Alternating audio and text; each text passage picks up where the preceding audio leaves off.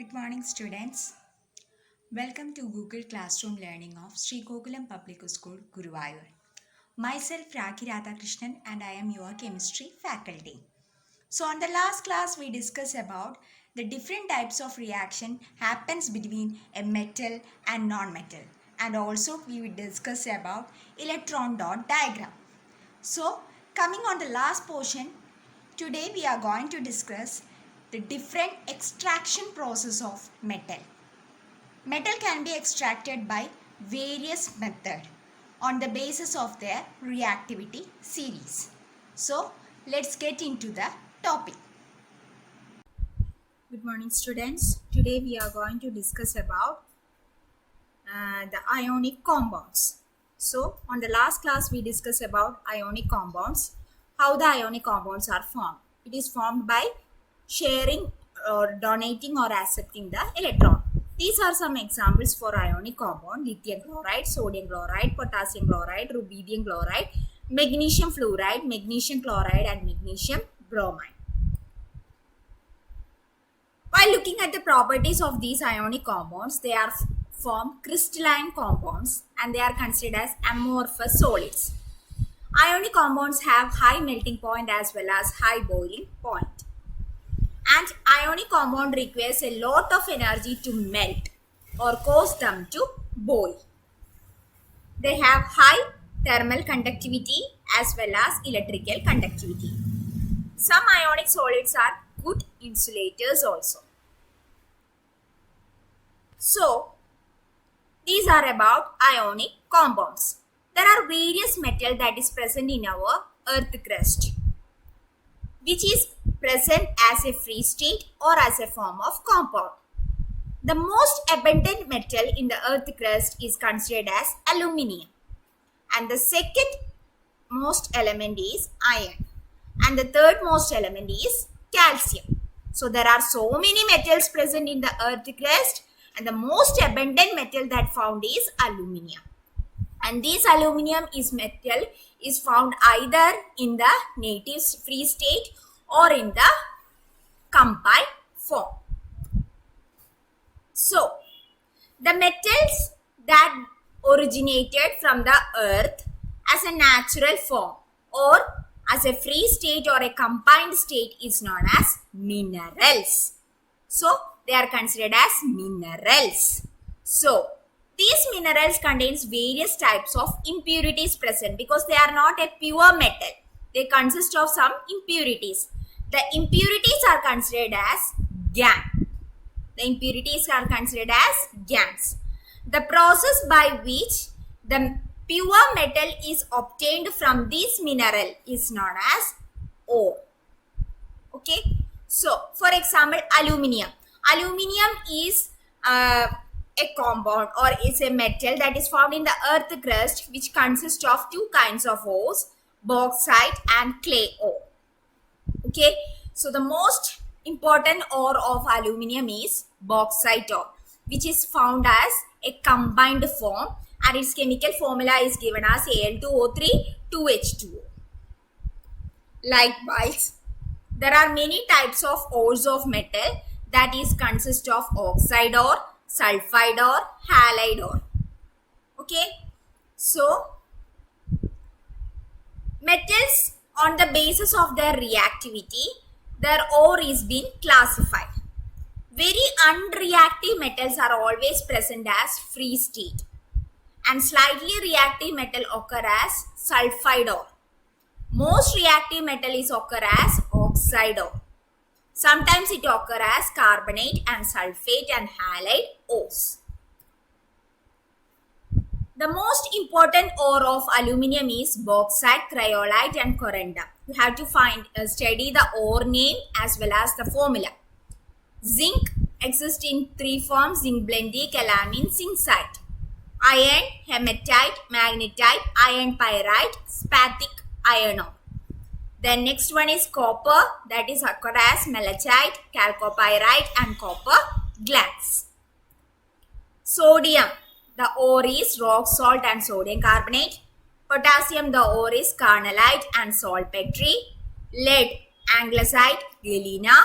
Tin pyrite, calcitrite, silver, silver glance. So you have to study the ore name as well as the chemical formula. How can we separate a pure metal from this ore? So we can separate the pure metal based on the reactivity series. So metal can be classified into three types: less reactive metal, moderate reactive metal, and high reactive metal. So less reactive metals consist of sulfide ore. So first process is concentrating that sulfide ore, and we use the process of roasting to convert it into impure metal, and by refining process we consider it into a pure metal. So for a less reactive metal we have to concentrate the sulfate ore, and by the process of roasting get converted to impure metal, and by the process of refining it is converted to pure metal. Then moderate reactive metal. The ore is classified into two types: carbonate ore and sulfide ore. For a carbonate ore, we use the process of calcination, and for a sulfide ore, we use the process of roasting.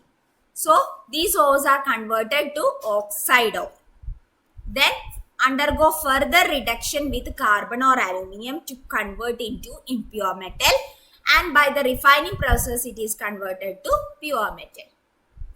For a high reactive series, we concentrate the ore by electrolysis process, and we can convert it into a pure metal. This is the reactivity series given, where silver and gold is considered as less reactive metal, zinc, iron, lead, copper as moderate reactive metal, potassium, sodium, calcium, magnesium, aluminium as highly reactive metal. So, metals of low reactivity are found either in the free state, for example silver, gold and platinum. Metal of medium reactivity, that is occurs in oxide ore, sulfide ore and carbonate ore, for example zinc, iron and lead. Metals of high reactivity are also found as free in state, and it is get purified by electrolysis method. So the ore contain various kinds of impurity, and the impurity is named as gangue, and the gangue is removed by various process of physical and chemical process. So this is an example for extracting metal for low reactivity series. So low reactivity series example is sulfide ore. This is mercury sulfide ore, that is HGS cinnabar. Cinnabar which undergo roasting process to get converted to mercuric oxide plus sulfur dioxide. Another example is copper.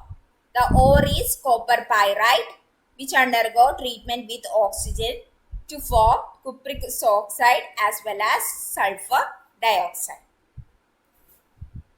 For a middle reactivity series, we use the process of roasting as well as calcination. Roasting is used for sulfide ore and calcination is used for carbonate ore.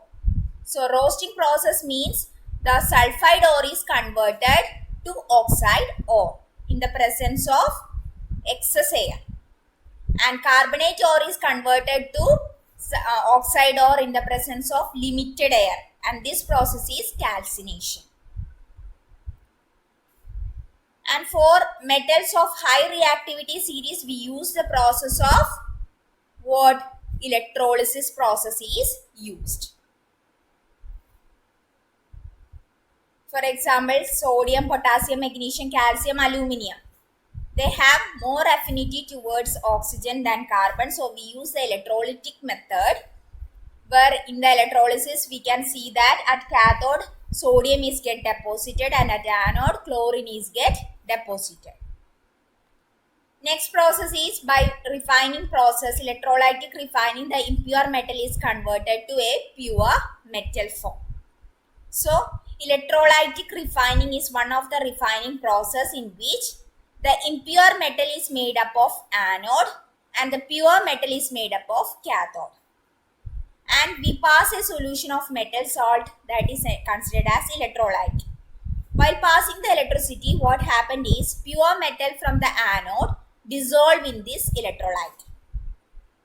Okay, and the same amount of metal from the electrolyte is deposited at the cathode.